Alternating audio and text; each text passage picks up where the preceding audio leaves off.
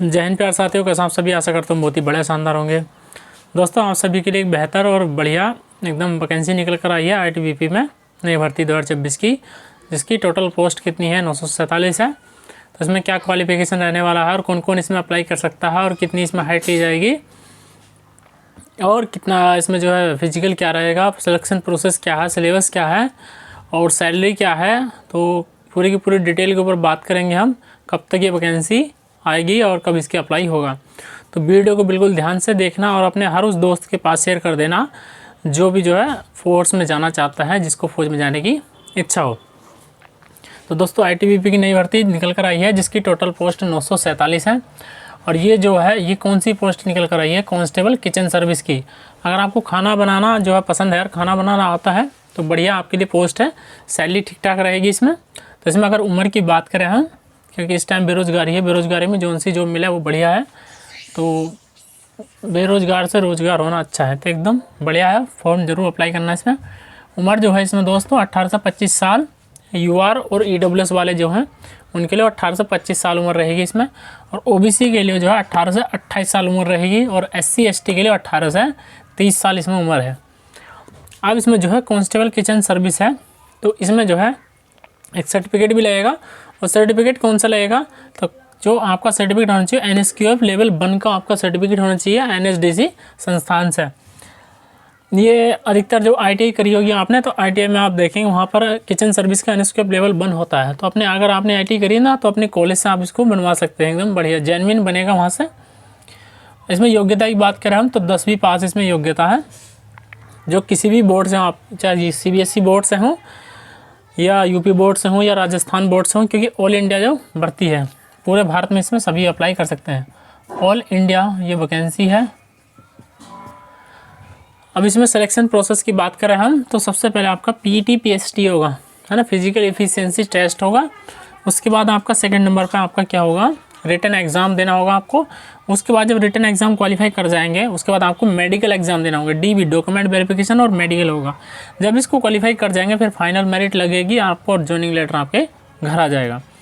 अब first page जो है हमारी वो पीटी पीएसटी, उसमें होता क्या क्या है। तो पीटी पीएसटी में आपको लड़कों के लिए बता दूं मैं 1600 मीटर की रनिंग रहेगी, जिसका टाइमिंग जो है 7.5 मिनट का टाइम रहेगा।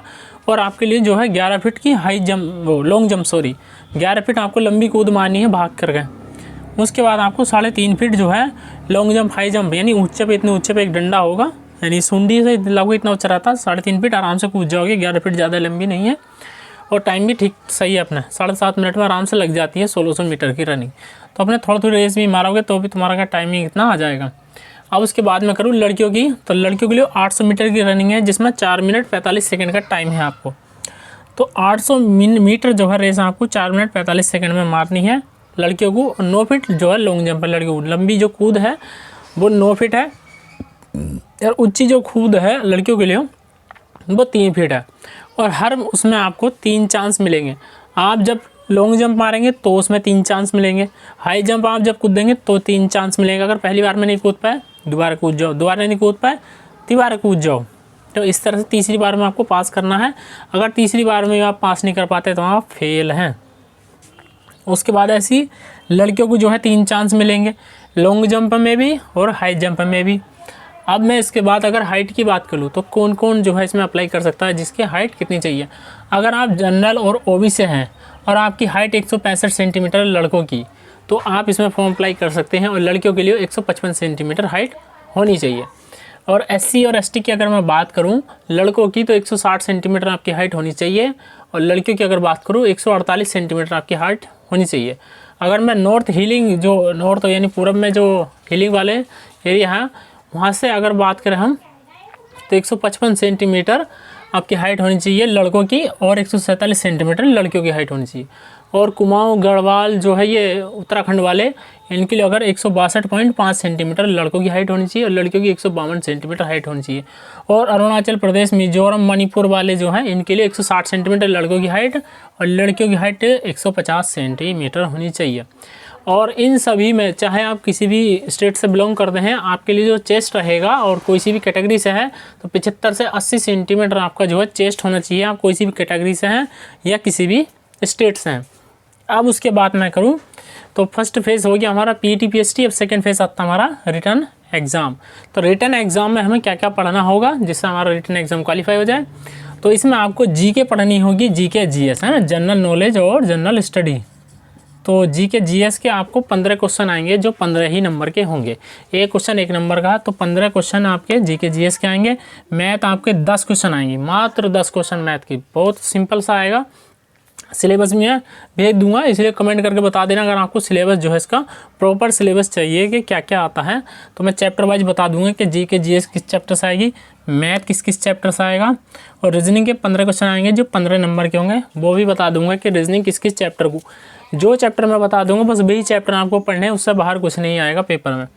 और हिंदी की अगर बात करूँ तो हिंदी या इंग्लिश, अगर आपको हिंदी आती है अच्छे से तो हिंदी में करना सवाल, और इंग्लिश आती है अच्छे से तो इंग्लिश करना। चूज़ योर लैंग्वेज, अपनी जो भाषा अपनी इच्छा से कर सकते हैं। तो 10 क्वेश्चन आएंगे हिंदी या इंग्लिश के, जिसमें से आपको 10 ही नंबर मिलेंगे।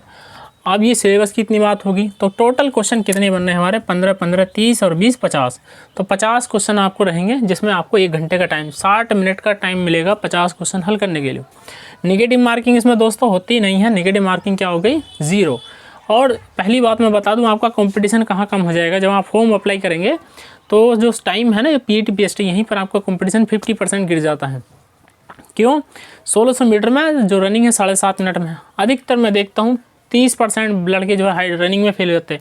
उसके बाद जो लड़के बचे वो 11 फीट और लॉन्ग जंप और 3.5 फीट हाई जंप में, जब मैं अपना फिजिकल देने गया था, वहाँ था कानपुर सेंट्रल था मेरा फिजिकल, तो वहाँ पर जब मैं फिजिकल देने गया था तो वहाँ पर देखा था कि 50% से ज़्यादा 60% लड़के बाहर हो गए थे, तो 40% ही बचे थे वहाँ पर। 100 का बेंच था, 50-50 का बेंच था, तो 50 में से ऐसे ही 20 तक लड़के पास हो रहे थे, बाकी 30 फेल हो रहे थे। अब उसके बाद मैं देखता हूँ तो ये हो गया। अब मैं आपको बताता हूँ कि इसका जो है सैलरी कितनी मिलेगी आपको। सैलरी की अगर मैं बात करूँ तो बेसिक पे इसका 21,700 है, उसका आपका 50% डीए मिलता है 10,350 रुपये, है ना। अब उसके बाद आपको एचआरए मिलेगा, टीपीटी मिलेगा, ड्राइविंग अलाउंस मिलेगा, हाउस अलाउंस जिसे एचआरए बोलते हैं हम, और रिस्क अलाउंस मिलता है, और डीए मैंने बता दिया। तो कुल मिलाकर आपकी जो सैलरी बनेगी वो मोटी मोटी आपकी 42,000 प्लस सैलरी बनेगी। तो अब जो 2026 की बात करें हम, 8वां पे कमीशन अगर लग गया तो ये सैलरी कितनी पहुंच जाएगी, तो लगभग 60,000 आपको मंथली सैलरी आपके अकाउंट में आएगी। और ये जो वैकेंसी है, तो ये वैकेंसी आपके आने वाली है जुलाई में।